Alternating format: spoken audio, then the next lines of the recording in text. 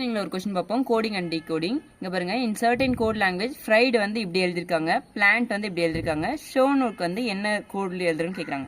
இங்க பாருங்க ஃப்ரைடுக்கு வந்து இங்க பாருங்க இது -1 இது -1, ஆர்க்கு -1 பாருங்க, ஆர்க்கு பேக்ல போனீங்கன்னா Q வருமா, Fக்கு பேக்ல போனீங்கன்னா E-ஆ, சென்டருக்கு மட்டும் +1 போங்க, ஐக்கு நெக்ஸ்ட் வந்து J, Dக்கு ரிவர்ஸ்ல போனீங்கன்னா C-ஆ, Eக்கு ரிவர்ஸ்ல போனீங்கன்னா D-ஆ.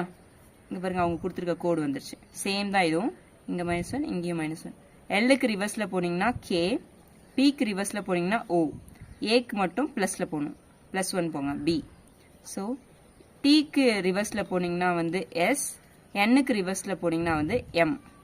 இங்க பாருங்க இந்த பிளான்ட்டுக்கான கோட் வந்துருச்சு. இப்போ ஆன்சர் இதுக்கு தான் போடணும்.